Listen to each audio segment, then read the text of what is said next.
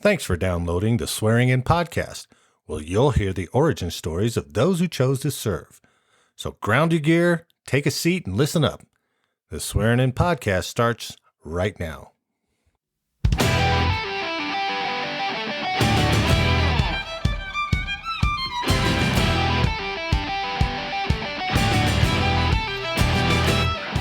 Heads up! Welcome to the Swearing In Podcast. I am your host, Marty Smith. Today, I welcome in former Army Specialist 4, Bjorn Oswalt. Bjorn grew up in Detroit, Michigan. After graduating high school in 1969, he came out to Colorado to work for Mountain Bell. As his draft number drew closer, he returned to Michigan and enlisted in the U.S. Army. He attended basic training at Fort Knox, Kentucky, then attended Advanced Individual Training, AIT, at Fort Gordon, Georgia. His military occupation specialty, MOS, was 31 Mike, Tactical Control Room Technician. Bjorn's first assignment was with the 1st Infantry Division at Fort Riley, Kansas. He later went to Germany as part of the 1st Armored Division. Returning to the U.S., he left active duty and joined the National Guard in Arizona as a surveyor for a Field Artillery Battalion. He exited military service in 1987 and settled in Colorado. So without further delay, let's get on with the interview. Today I'm joined by Bjorn Oswalt. Oswalt? Oswalt. Oswalt. Os with a V or a W? Oswalt. Oswalt. Former E4 in the United States Army. Mm-hmm. And Bjorn, you told me what the origin of your last name was. Okay. Bjorn means bear. Bear. I like that. Oswalt is Eastwood. Makes me the bear of the Eastwood. That's wonderful. And my son has the same name. My dad had the same name. Oh, that's great. And what generation came over here? Do you know? I don't know. My sister tracked it, and I think probably about 5 generations ago. Oh, wow. We have in us every European nation except Spanish and Italian. Okay, so you didn't go down that south, I guess. But primarily we're Dutch. All right. Well, Bjorn's kind of a dead giveaway for that, I suppose. Well, I don't know if you remember the Olympics when they were in Norway. Right. The Winter Olympics. Sure. Every guy they stopped on the street to interview was named Bjorn. And my wife goes, here's another one. Here's another one. I guess that's the version of John, I suppose. Right? John, Jim. Yeah. But around here, you're a rarity, so. Yeah, there's not a whole lot of Bjorns in the United States. Since we're talking about growing up, you grew up in Detroit. Just outside Detroit. We moved around quite a bit. Is there a reason that you guys moved around so much? My mom. Oh, yeah. Okay. My mom would get this wild idea. It's time to move. And so my dad just sold the house we were in and bought another one. I tell people I'm from Walled Lake. Walled Lake? Yes. Okay. There's a story behind Walled Lake. There were 2 Indian tribes that disputed over who had access to the lake. Okay. And I'm sure you've heard of him. Chief Pontiac. Really? Yes. The car is named after him, and Pontiac, Michigan is named after him. Huh. He came up with a solution. Both tribes went out in their boats or canoes, whatever it was, and dropped rocks down the middle of the lake to divide it. And they built a wall all the way up to the top of the lake. Okay. And today you can still see portions of that wall. That's not a old wives' tale. That's a real... It is not an old wives' tale. Unbelievable. I don't know if you know where Pontiac is, but Walled Lake's about 15 miles west of Pontiac, Michigan. I guess I didn't realize that that's what Pontiac was named from. Yes, named after Chief Pontiac. Pontiac. That's and fantastic. That's what the Pontiac car was named after. Sure. But anyway, I grew up in Michigan. You graduated in what year? 1969. Okay, 69. And so what was on the horizons for Bjorn at that time? I could not afford college. I started working for the phone company out here in Colorado. In the territory was that Mountain Bell back then? Yes, it was Ma Bell. Okay. And the territory that we covered was everything west of 25 and north of 70. Oh, geez, that's a big area. Yeah. With not a lot of going on out there, mountains and plains and everything And else. I was 18 at the time. So when I bought my first new car, a 1970 Mercury Cougar. Oh. Competition orange. Oh. With white interior, 351 4-speed. Oh my goodness. Can you imagine if you had that car nowadays? Oh yeah. That's a collector millionaire item, boy. That is one car that I wouldn't mind having back. But anyway, when I worked for the phone company, I worked with a guy that had a Ford 409. Ooh. With a 4-speed in it. Oh jeez. And we used to race on the roads up in the mountains. Of course. And, why wouldn't you? But they were all 22, 23, 24. Yeah. And what we would do is we would go in for breakfast at the restaurant because we would stay out the whole week. Come back to Denver for the weekend. Where were you guys kind of based out of up there in the mountains?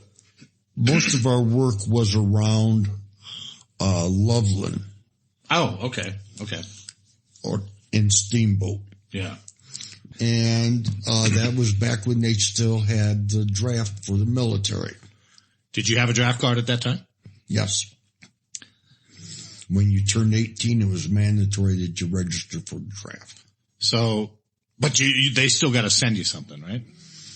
Well, after you register, they still got to send your status 1 alpha or whatever it is. I've got a story about that. Okay. My number was 125. And in the second week of September of 1970, they hit 120. Oh no, jeez. So I packed everything up, went back to Detroit, and enlisted on September 25th, 1970. Now, did you do that specifically so you could pick a job? I wanted anything except cricket cruncher. the 11 Bravo Infantry. Yes, the 11 Bravo Infantry. Okay. I wanted anything but that. And I got communications. I was a tactical control room technician. Okay. Which is a fancy name for you plug so many cables into the outside of your van, and each cable goes to a board in your van. Oh, sure. Which looks much like a manual switchboard. And you patch. Really? Yes, and you patch this one to that one, this one to that one, and you don't touch them again. It's so that this unit can talk to that unit on a permanent basis, and headquarters can talk to all of them. Huh. And that was my job. I only did that once. Okay. After that, they had me doing all kinds of things. Once you went in and enlisted, right? And they send you to MEPS and you're all okay. Where did you go to MEPS at? back in Michigan, right? Or did they have a MEPS? Did they have the in-processing station where they... Oh, yes, at Fort Detroit. Fort Detroit. Yeah. Wow, I never heard of Fort Detroit. I'm not sure if this is suitable for... None of these are... For family, okay? I've got worse things on here than maybe what you could say. We're all standing there in line. Uh-huh. There might have been 2 lines of us, but there's like 30, 40 people per line. And they go through and did the cough thing. Oh, yeah. Yeah. And then they had everybody bend over and they said, spread your cheeks. All in the line. All in line. And there's this one guy spreading. No, he spread his face cheeks. He's spreading his face cheeks. And the medic came by and said, look to your left and right. There's more than one set of cheeks upon your body. And you aren't going to. And they said, yes, we are. But yeah. So you guys were all standing shoulder to shoulder? Yes. And they're just going down the line with the rubber glove? Yep. Oh my goodness, jeez. And 3 pounds of KY jelly. Oh. And then they give you 1 tissue. And you're walking around squirming the rest of the day. But after that, we got on the bus and we went down to Fort Knox, Kentucky. Okay. Have you ever seen James Bond Goldfinger? I think so. I have seen it. I don't quite remember it, but if you see it again, look for the yellow barracks that they show. The long yellow wooden barracks. Yeah.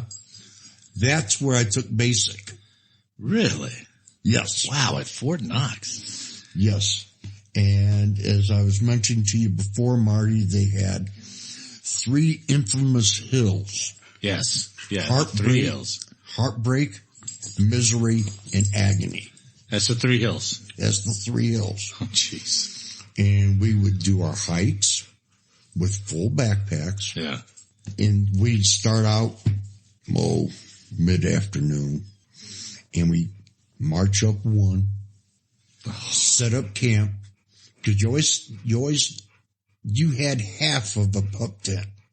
Right. You had a buddy who had the other half. Right. And we would set up camp and get ready to open up in basic, we were still eating K rations. Oh yeah.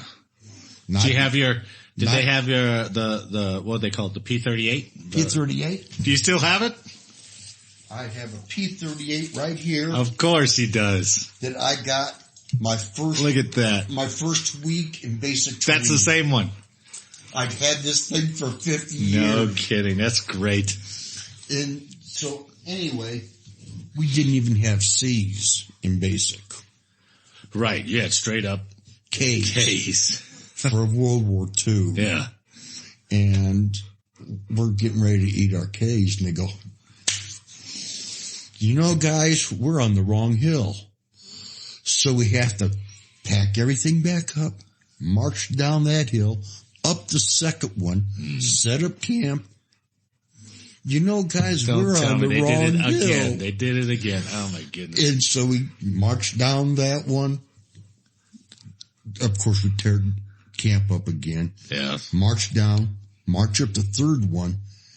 And they say, well, I think we got it. Nope. Oh. We were right the first time. So we have to tear down camp, march down it, and march up the first hill. We finally got to bed about 4:00 in the morning. I was going to say, it's got to be at night by this time, right? And nobody was interested in eating. No. Nobody was interested in eating. And when I was in basic, they came by each barrack and had us stand at attention at the foot of our beds. Mm-hmm. Of course. Anybody here want to be a fireman? Fireman? And a couple of guys raised their hand. Well, you're in charge of keeping the boiler going. Oh, no. Because it was a coal-fueled boiler. And you were at basic during the winter, I assume, right? September through December. Yeah. And so those guys, oh, jeez. Those guys had to shovel coal into the boiler all night long. Well, they got you guys good, don't they? And our first breakfast at Fort Knox was quite interesting. I was toward the front of the line, and I got my meal. Every meal in the Army at that time had potatoes. Oh, sure. Breakfast, lunch, dinner. Easy. It didn't make any difference. Right. Well, my first hot meal, I'm going into the mess hall, and I get it, and I go over it, and I start to sit down, and my sergeant comes over and says, "Who gave you permission to sit down?" The exit's over there. The exit? The exit. Oh, so you're eating as fast as you can. Right. So when you get to the trash can, you don't have a whole lot left to dump inside the trash can. Right. And set your tray and everything down. It was an in and out meal. If you're talking, you're not eating, right? Is that what it is? Right. And if you're talking, you must be done. So. And it was that way through my entire basic training. Of course it was. Which, if I remember correctly, was 12 weeks. So do you think you did you go someplace else for AIT? Or maybe you did? Oh, you did? Okay. Where'd you go for AIT after? Fort Gordon, Georgia. Oh, that's right. Fort Gordon. And I took communications, tactical control room technician, which I only saw once. Do you remember the MOS? 31 Mike. 31 Mike. I think that's still the same. I don't think they've changed that. And, while I was at Fort Gordon, my CO offered me OCS. Huh? Great. Well, I looked into it. Oh. And found out that everybody that took OCS was going to Vietnam. Yeah. So guess who backed out of OCS? Me. Why did he come up and offer you that? I have no idea. But out of basic training, I was one of 12 guys that came out as a PFC. Oh, not just the mosquito wings, huh? Everybody else was mosquito wings. Yeah. I was one of 12 guys that came out PFC. So you must have done pretty well. My third week in AIT, I was a Spec 4. Wow. You were doing really well then. No kidding. I kid you not. I was a Spec 4 my third week of AIT. And from AIT, they sent me to Fort Riley in Kansas. Okay. The Big Red One. 1st Infantry Division.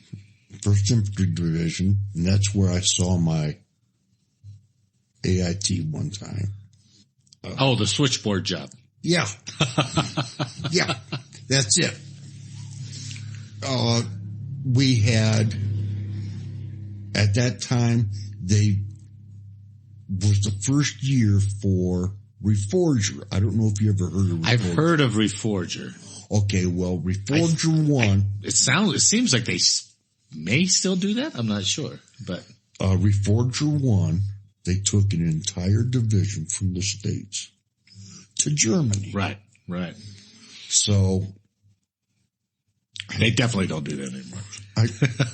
I'm going, wow, I'm never going to see Germany again. So I volunteered for the advance party. Oh, smart. And I bought gifts and sent them home to my relatives. Did you get a cuckoo clock? Yes, my daughter has it. Of course, right?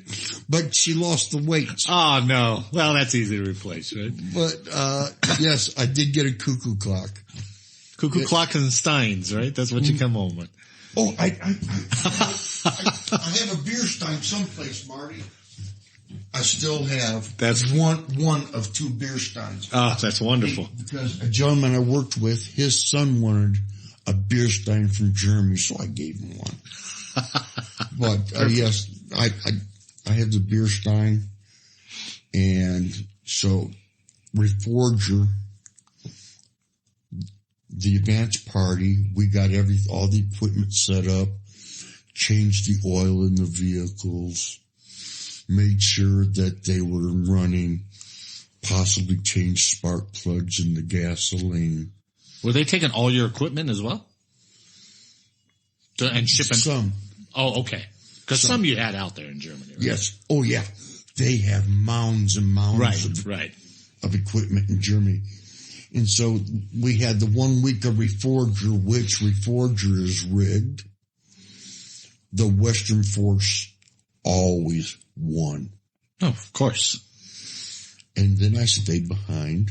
Oh, you did?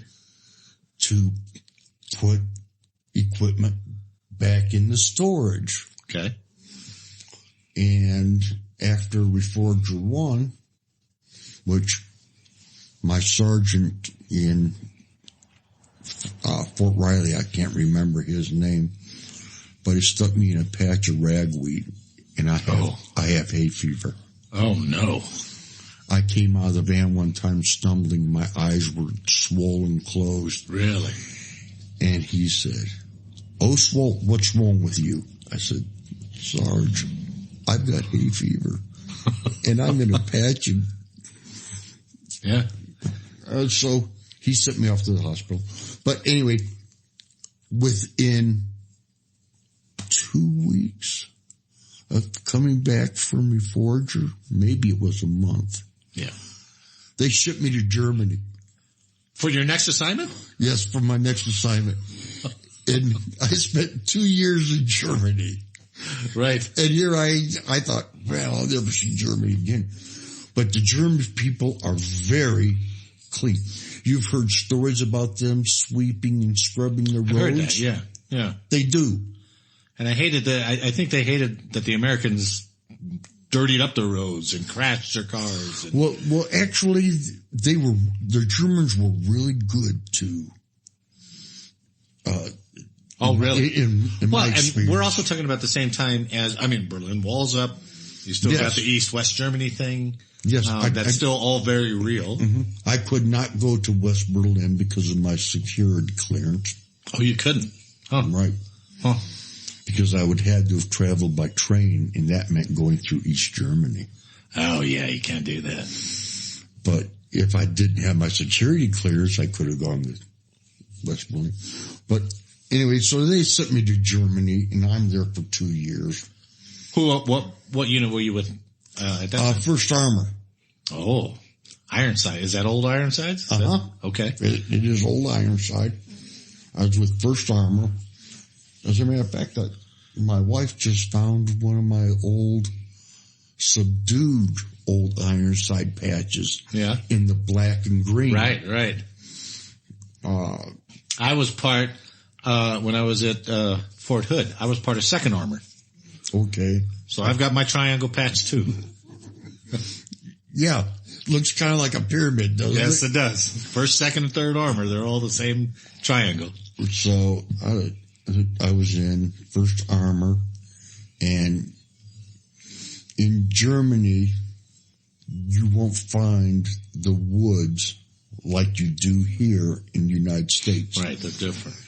The people, they hang twine off of a low branch of trees right at the beginning of the woods. Uh-huh. And so you take 1 or 2 pieces of twine, you go through, and you bundle up sticks. Oh. And you carry it back out, and you put it at the edge of the woods. Okay. And anybody that needed one for firewood or whatever could take one, but they always went and picked 1 or 2 more. So their woods are clean. That's a massive help for still a lot of wood fires to keep warm, right? Mm-hmm. But at the same time, you're doing all that mitigation in the forest and you're cleaning it up and it looks fantastic. Mm-hmm. That's nice when you can have a policy that way. And I know the people listening, they know my name is Bjorn, but they don't know that I have blue eyes. I got along great in Germany. That's true. I bet you did. I would go into a guest house, which is we would call a bar here in the States. Yeah. Or in England, they'd call a pub. Sure. And I had Germans come up to me, "What's your name?" I go, "Bjorn. Would you like a beer?" No kidding. I hardly ever had to buy any beer. And they drink their beer warm. I know. That's unusual. For us, anyway. I got used to drinking warm beer. I've heard of people doing that. And their low alcohol beer is right in the area of 15%. That's their low alcohol beer? That's their low alcohol beer. Jeez. When you get to the dark brew, which they clean the bottom of the vats out, yeah, you're up 35-40% alcohol. I had no idea. And is it bitter? Oh, it is. Oh, yeah. It's terrible bitter. But their low alcohol content is right in the area of 15%. It's pretty heavy. And so I got used to drinking warm beer, 15% alcohol. And actually beer, when I was there, which was from 71 to 73, for those of you that don't know, that's 1971 and 1973. A liter of beer was less expensive than a half liter of Coca-Cola. Really? Huh. Yes.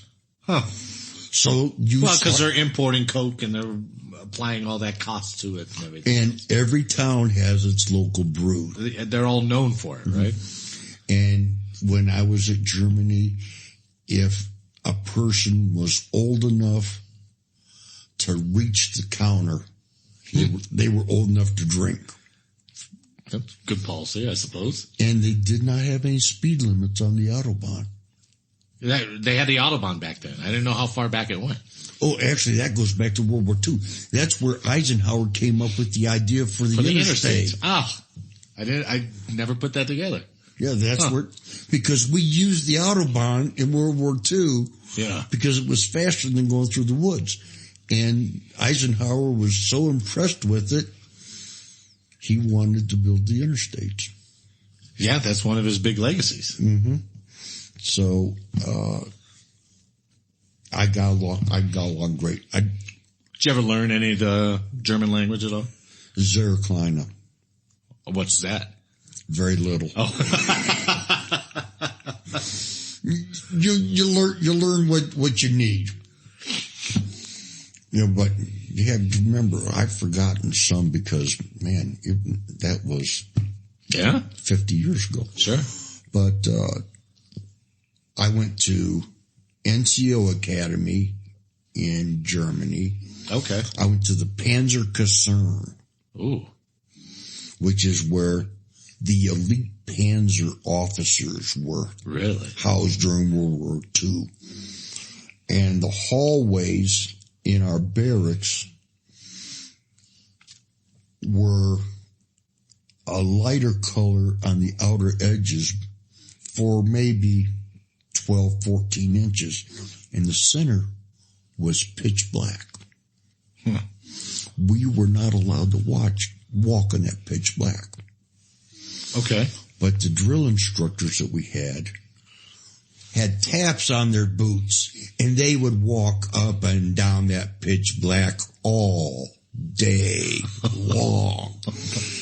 And we'd be up till midnight, 1 o'clock, polishing. Oh. What we would do is we got neutral. Shoe polish? Yeah. Light it on fire. Right. Drip it on there. And then we put a wool blanket, a portion of a wool blanket underneath the buffer, and somebody's sitting on the buffer, and we're going up and down the hallway, and man, it just sparkled. Really?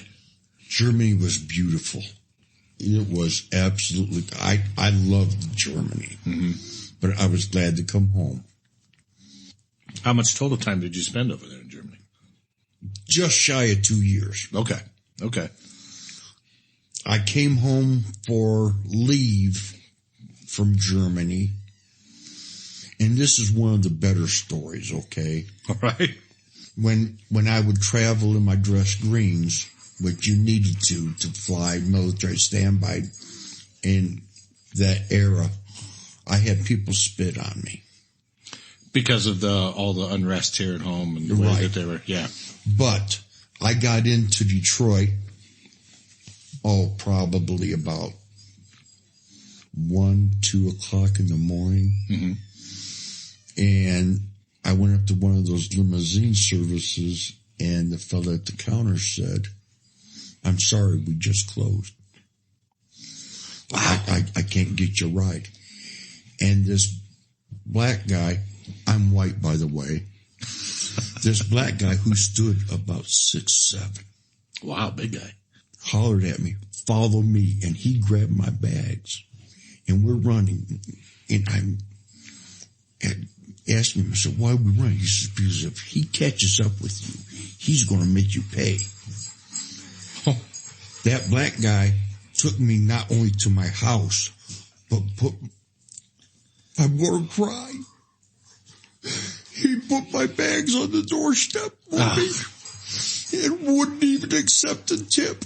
No kidding. That was one of the better things. And he was not military. He was not military. Just a regular civilian. He was just a regular civilian.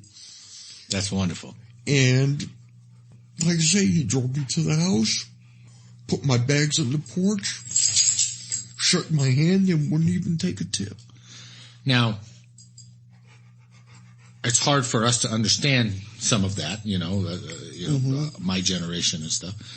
We can read about it and we can hear what your experiences are, but were you aware, because they didn't have news back then like they have it now, but were you aware of what the country was, how their attitudes were towards the Vietnam War, all the racial stuff that was going on in the country? Yes. So you were well aware of all that.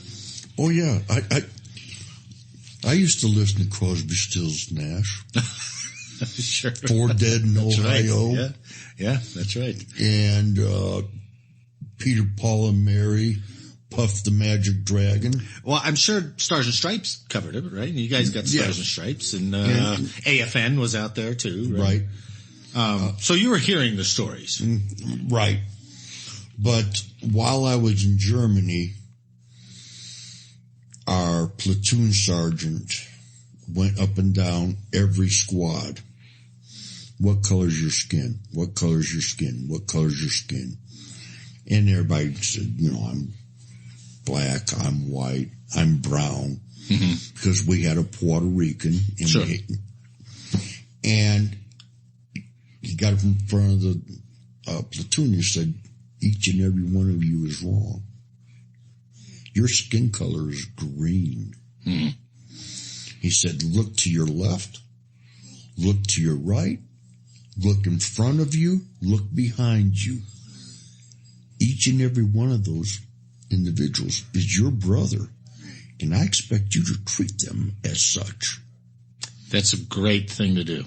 And there was a lot of racial tension. Understandably, yeah, in the early 70s, a lot of racial tension. Yeah. This black guy that had just transferred to our unit came up to me and said, Oswalt, do you have a spare set of sergeant stripes? I was an acting jack, meaning I got E4 pay, but I got sergeant stripes and sergeant responsibilities. And I said, yeah, I think I do.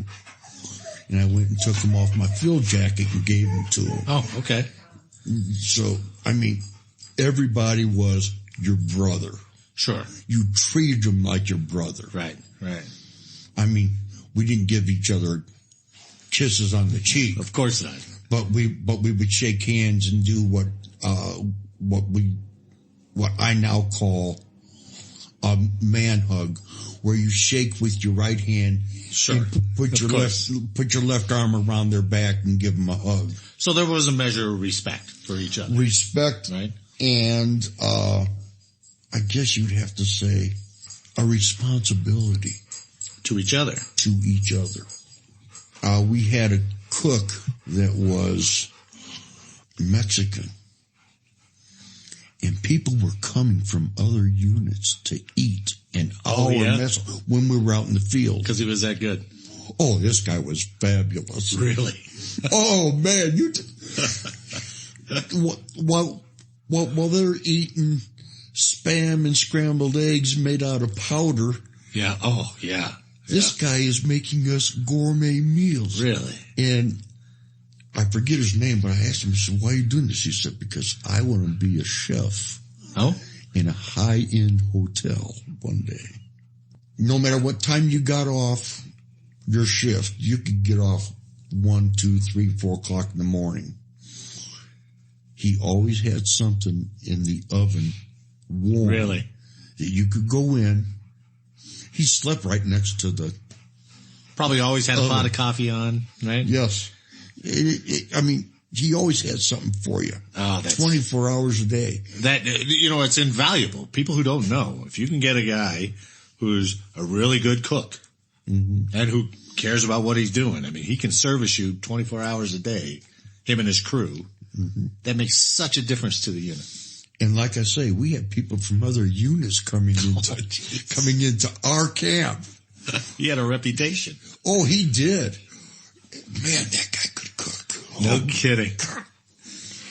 And I mean, he didn't just serve hash browns or, mashed potatoes.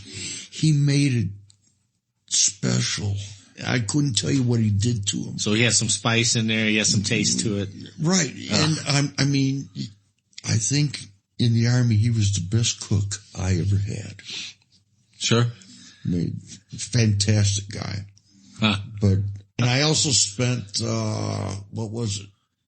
6 months, 8 months assigned to STRATCOM. Oh, yeah? Really? Yeah. And yeah, that was height of the Cold War back then.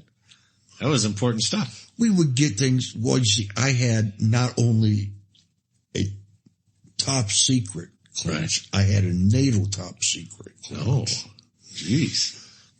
It was legal for me to take these messages, type them out, and pass them on to whomever.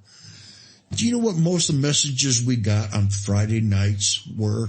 What was that? A general in the state wanting to make a bet with the general in Germany on the outcome of a football game.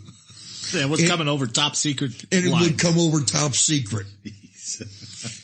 I got to, the teletype machines all had, strips of paper. Yeah. Like the old, like ticker tape stuff. Ticker tape. Yeah. I got to where I could read those. Oh, you, really? Yeah. Huh.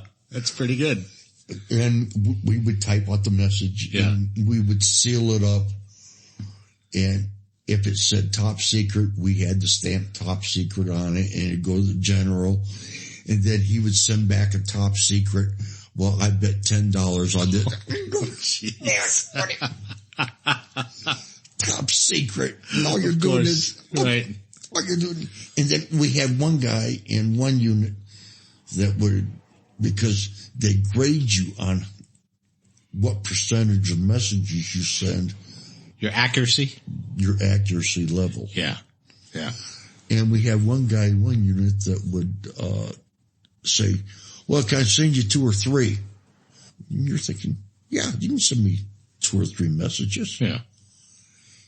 He meant 200 or 300. He had one of those tapes looped. Oh my goodness. And he just let it run and run and run and run. And for an hour and a half, 2 hours, we're getting the same message over and over and over again. 200 or 300 times. Why was he resending the same message? To raise his accuracy level. Oh, that's dirty pool, man. That's pretty good, though. It's clever. But that was a job that was, oh man, I don't remember exactly, but we would be on for 6-7 days, off for 4 or 5. Yeah, and then back at it again. Yeah. And it was 12 on, 12 off. And while you were... Now you were encoding and decoding, right? Yes. So all these messages were coming in, encoded, right? Mm-hmm. So you were decoding them and, yeah, okay.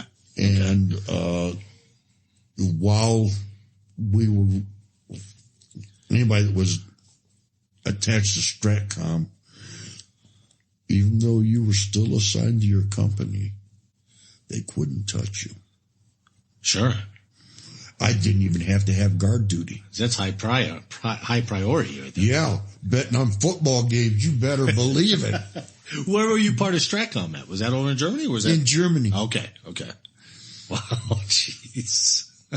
It's crazy. Yeah, my barracks was Barton Barracks in Ansbach. Oh, Ansbach. Just outside Nuremberg. Did they ever send you out did you ever go out to Grafenwehr? Yes. Yeah? Everybody went to Graf. Everybody goes to Graf, right? Everybody goes to Graf. As a matter of fact, when I first went to Germany, the unit that I was assigned to had moved around from one field to another. And I finally caught up with them the day that they were moving from one barracks to Ansbach. Oh. So I'm wearing the same uniform for over a week. Because you have no place for your gear or anything, right? Right. Because I'm going from one field to one field to one field. Right. And normally in the field they don't have showers. No, although, right. One time our sergeant told us in Germany, in the middle of winter, I have arranged for you guys to take showers. Oh, yeah? Oh, man. We gathered up our soap, our washcloths, our towels, and we're going, and they had this big tent set up. Uh-oh. They sucked the water right out of the river. Oh, jeez. And yes, they tried to heat it, but I'll bet it wasn't more than 35 It couldn't degrees. have been that much, right? Yeah. Because there's ice on the river. Oh, my. And fastest shower ever. Sure. I don't think anybody was in there longer than 2 minutes. Just shower long enough to say, thanks, Sergeant, I'm out of here. Oh, man. And we stood on pallets. Yeah, right. So we weren't on the dirt. But yeah, that was an experience. Oh, jeez. So back then though, because of the Soviet threat, you had to go through all your chemical training too, right? Yes. Oh, I'm sorry. The people can't see me shake my head, can they? No, I guess not. Yeah. He's shaking, yes. Yeah, we had to go through all the chemical training. They told us how to do the atropine needles. Yeah. I remember all that, so. And I'm going, no way, I know. I'll die. Yeah, that was a massive needle that you had to stick in your leg. Well, they wanted us to stick it in our chest. Oh, they did? They used to teach us to put it in the leg. Maybe they changed since they taught you guys. And I'm going, before I put that in my chest, I'm going to die. Right. Like you say, it's a massive needle. It is. And it's like auto injector, so as soon as you hit it, it shoots into you. Ours wasn't. Oh, it wasn't? No. Your arm was your auto injector? Holy cow. And it was a big, I can't think. I don't know what the gauge is either. Yeah. The part that held the fluid. Oh, the syringe part? Yes, the syringe. Yeah. It was a huge syringe, huge needle. In basic, did they still use hand needles when you went through? Sometimes they were experimenting with the air guns. Oh, we had that. Oh my god, that hurt worse than a needle, I thought. And, they said, don't move. Don't move. I saw a guy move. I did and it too. tore his arm up. And yeah. it sliced his arm. Yeah. Yeah, it was terrible. And then he had to go to the medic to get that bandaged. And I'm going, don't move. I know. Don't move. And they're on both sides of you. Yeah. And you go down this line and there's 5 or 6 guys, some with air, some with actual needles, and they're poking you. And the next morning your arm is so sore. You can't even raise it to brush your teeth. And they want you to do push-ups. Right. That'll work that soreness right out of them. Then I'm going, oh man. You have to be kidding me. You want me to do push-ups? I can't even brush my teeth. I spent, like I say, just shy of 2 years in Germany. Then they told me that I was, what we used to do. Okay. In Germany was the trains, the curtains, what they had was little alligator clips that held the held the curtain on a runner, kind of thing. On a runner. Yeah. And on the runner there were 2 wheels.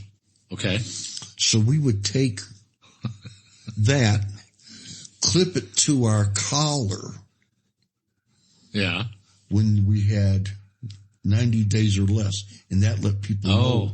That let people know we were short timer. Now you were short, right. Huh. Those were your short timer was, I don't know how many of those curtain clips they replaced, but you'd always see somebody. Really? And believe it or not even the old stogies objected to your short timer wheels. Huh. That's pretty good. And the way I got around Germany without paying. Okay. I would go up to, my friend was stationed up in Frankfurt, I think. Yeah. And I was stationed down south by Munich. Okay. And what I would do is I would see what train was heading up his way. All right. And I'd hop on at the last minute. Yeah. And then the conductor would come by, where's your ticket? I'm sorry, I don't have a ticket. I got on at the last second. Well, you have to pay for it. So then you hand him a 500 mark bill. Okay. He can't break a 500 mark bill. Because he's not carrying that kind of change. Right. Sure. And so he says, well, you get off at the next stop. Well, at the next stop, you do the same thing. And eventually you get up to where you're going. Sure. Without paying a dime. That's pretty good. I know it's not very ethical, but you have they didn't pay you that much anyway, so. You have to remember, I was only 19 at the time. Yeah. But yeah, that's how we would travel around Germany. So your assignment's up in Germany. Mm-hmm. Are you done in the Army, or is it time to re-enlist, or are they sending you to an assignment back in the States? I almost re-enlisted. I kind of wish I had. Well, yeah, we always look back and look at those decisions, right? But they told me one day before I was due to ship out that I was headed stateside. So I had to take my Acton Jack stripes off of my greens. Go back to E4. And put my Spec 4 patch back on. Yeah. And they sent me to Fort Dix. Oh, New Jersey. Yeah. And I was there 1 week.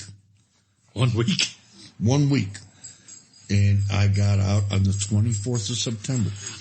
Was that week supposed to be like, if you would have re-enlisted, then that would have been good? Send me someplace else. Okay. So. But I told them, they asked me about it, and I said, well, if you can guarantee I can go to Fort Carson. Oh, yeah. I'll re-enlist right now. Oh, we can't guarantee that. So you went back to Michigan? Went back to Michigan, started working for Chrysler. Are you 21 now? In 73, I would have been 22. Oh, 22. Okay. Went to work for Chrysler at their assembly plant for vans, putting doors on. Yeah. And after that, I became a relief man. Relief man. Yes. Let's say your job is you're welding the floors together.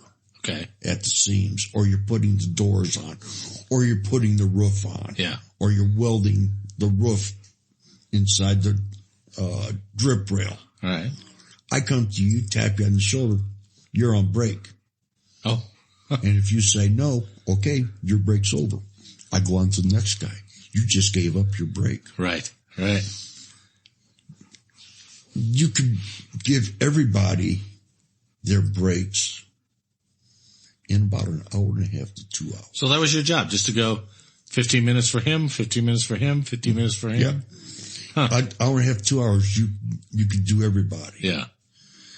So the other guy that was the brake man, he and I devised a little schedule. One week I would go in. We had to start at 4:30, 5 o'clock. Yeah. 1 week I would go in, punch us both in. Right. And do all the morning breaks. Yeah. And then he would come in at noon. We would both punch out for lunch. He would punch us both in for lunch while I'm on my way home. And he's doing what you did in the morning. And he's doing what I did in the morning. And the next week we reversed. The other one would go in morning. That's smart. Yeah, that's smart. So we always got half a day off. Right. And you get out 22. You're back working for Chrysler. Right. But you found your way back in to the National Guard, right? Right. How did that come about? Well, I moved to Tucson. I got married. Well, that'll do it. And moved to Tucson. Okay. After being married for about a year, she left and went back to Michigan, divorced me. Oh, actually, okay. She divorced my dad. She divorced your dad? On the divorce papers, it says, Bjorn W. Oswalt Sr. Oh, it does. Which is my dad. Yeah, sure. I'm junior. So, actually, she divorced my dad. And I joined the Guard in Tucson for about a year. Dana, my wife that brought the cookies out, we went up to Kingman, and I was in the Guard up there. I was Kingman, Arizona. Okay. I was a BB stacker up there. Okay, what's a BB stacker? That one I haven't heard either. We handled ammunition. Oh, okay, so you're a supply guy. I probably should have figured that one out. We would beans and bullets, right? Yes. All the rockets, all the. Oh, you just said all ammo then. You were just ammo. You weren't supply, you were ammo. Okay. Artillery. Yeah. All of it. Okay. The gunpowder for the artillery. So you didn't come back in as a comm guy? No. Okay. In Tucson, I was in artillery, but I was a surveyor, and that was the first time I ate rattlesnake. Oh, jeez. Bob Souza. Yeah. Was one of the guys that was in my unit in Tucson. Okay. He was half Indian, half Mexican. And we had a diamondback that was real close to us. Yeah. And Bob got all excited. He said, "Have you ever eaten snake?" Oh, jeez. He chopped its head off, peeled it, yeah, gutted it, cooked it. And I can't speak about other snakes, but diamondback's fairly sweet. Really? Yeah. You did it all right there. Yeah. Oh my God. You came in as a surveyor. Did they send you to school, or did you just on the job stuff? On job. Okay. OJT. So you were just traditional guard? You just went in and did it one weekend a month? Mm-hmm. And then 2 weeks in summer. Sure. Which, Fort Huachuca, we did our summer camp at Huachuca one year, and we were on the firing range with the M60 machine gun. Okay. The same Bob Souza.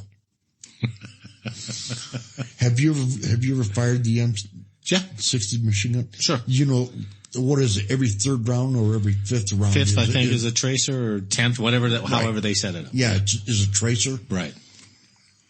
Well, you know how far those shoot. Yeah. I mean, they long way. 1,000 meters. Yeah.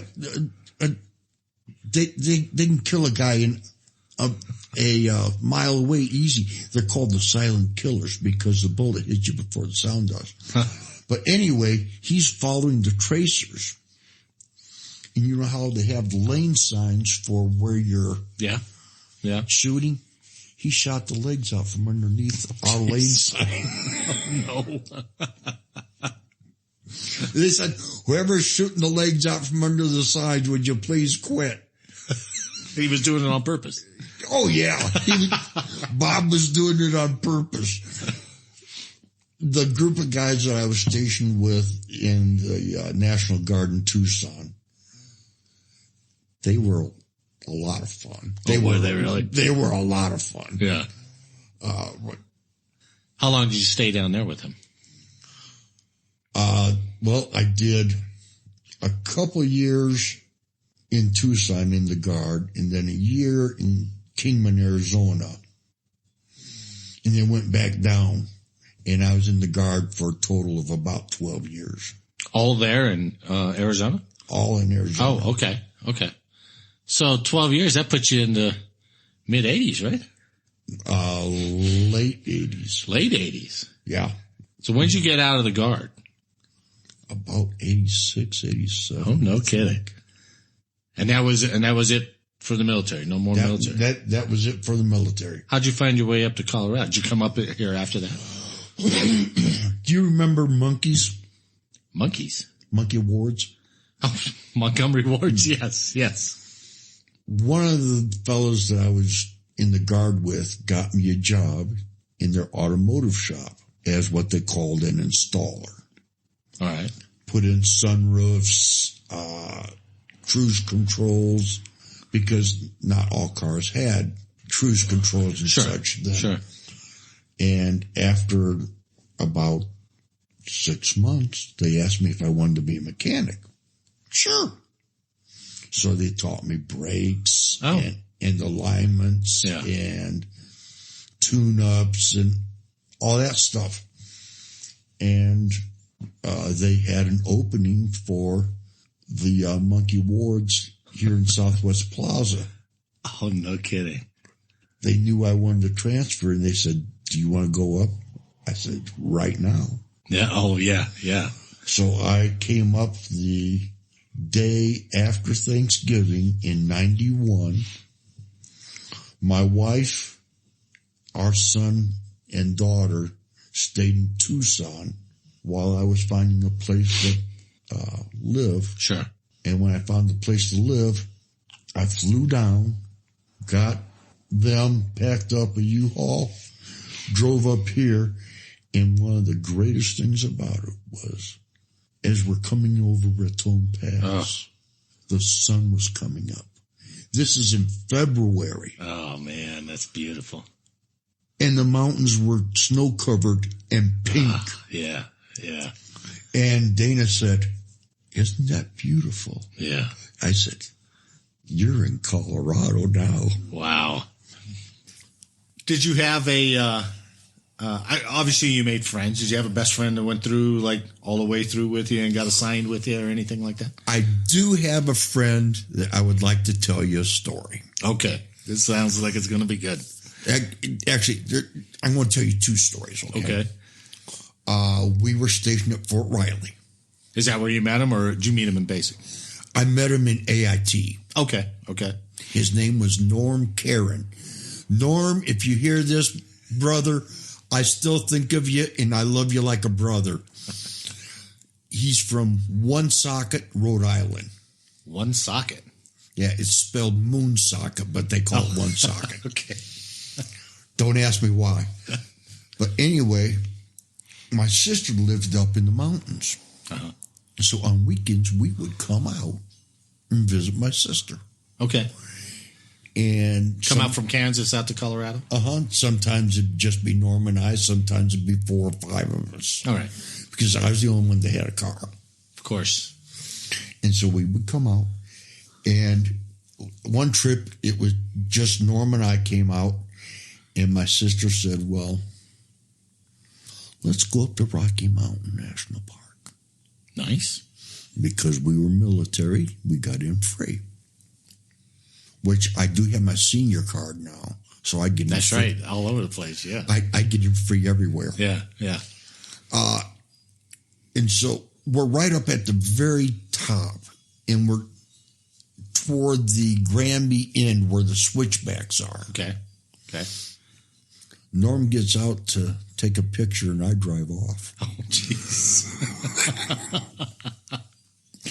And it takes him about 10 minutes to catch up because I eventually stopped. My sister started hitting me. And he said, that was the best joke I ever had. Really? Yes.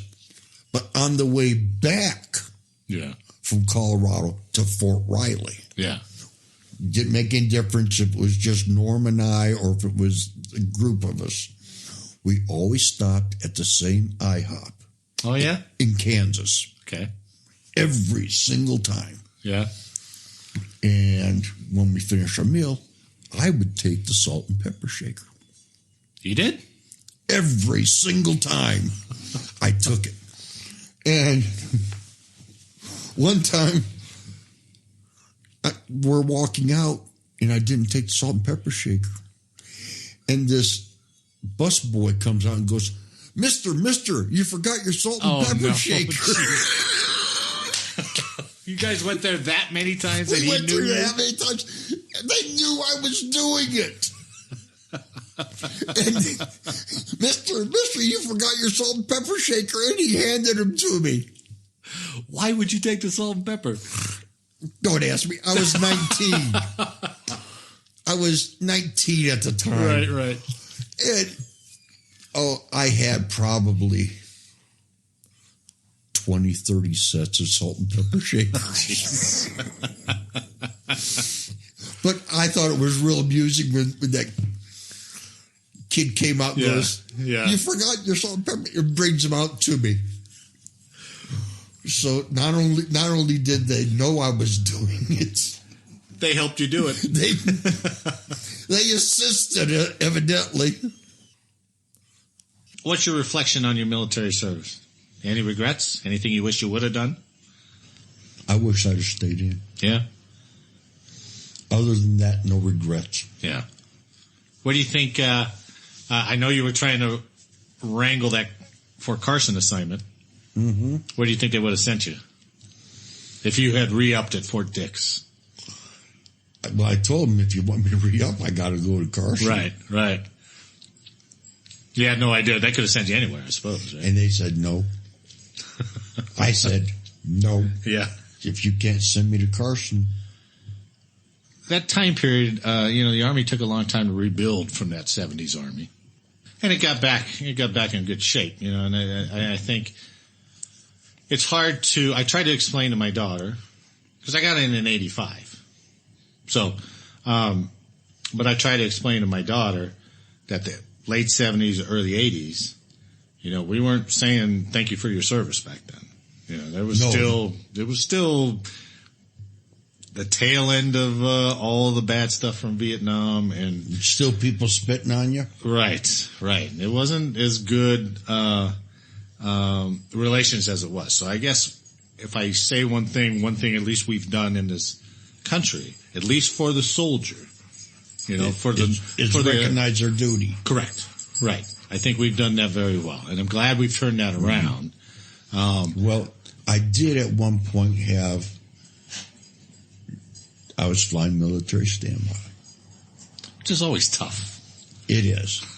And the flight attendant came up and said, "I'm sorry, sir, but there's not a vacant seat on the plane." And that's a roll of the dice, right? This older couple, a couple about the age I am now, came up and said, "If he gets our seat, we'll wait."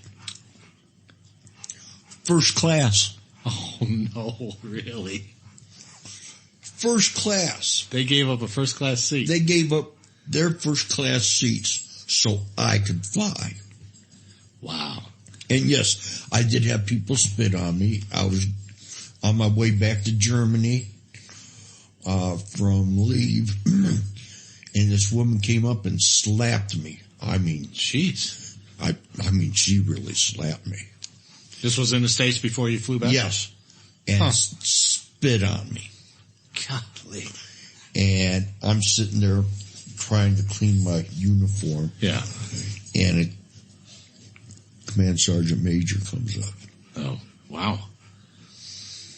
I know you know who they are. I mean, that's as high as you can get. You don't get much higher as an NCO. Right. And he said, "Where you going, son?" And I told him. He said, "Who's your top?" Yeah. I told him. He said, "Oh, I know him." Did he? Really? "Here's my card. If he says anything about your uniform, you just tell him to give me a call." So I cleaned my uniform as best I could. I went in, and my first sergeant said, "What happened to you?" And I said, "Somebody spit on me." He said, "Okay, send it to dry cleaning. Yeah. I'm glad you're home." Yeah. Yeah. And I said, "Oh, by the way, I ran into this command sergeant major, and he gave me his card. And he said that he wanted to talk to you, for you to give him a call." And he goes, "Man, I haven't heard from him." Oh, did he really? Yes. And so I guess he called him up. Yeah. I know that you know this, but your listeners don't. I'm a very patriotic person.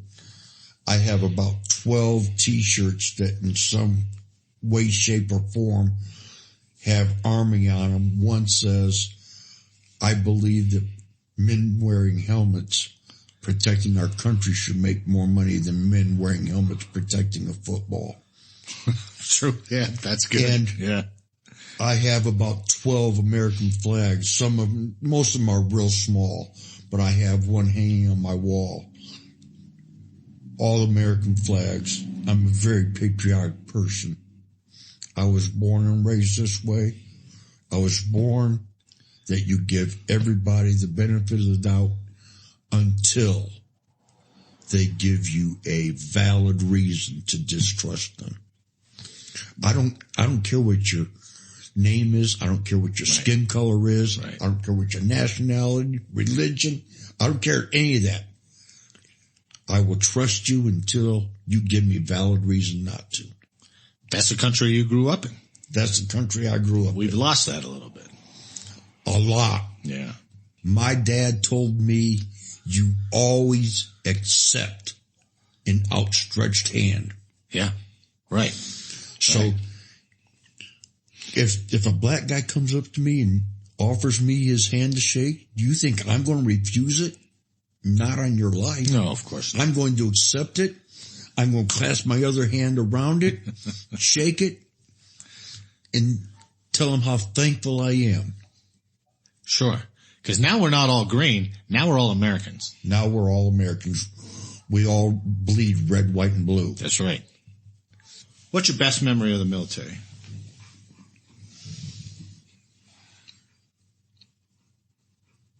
I would have to say Germany. Yeah? It was my best memory. But Just the whole. You know, there's only 2 good Army bases. What are the two? What's the 2 good Army bases?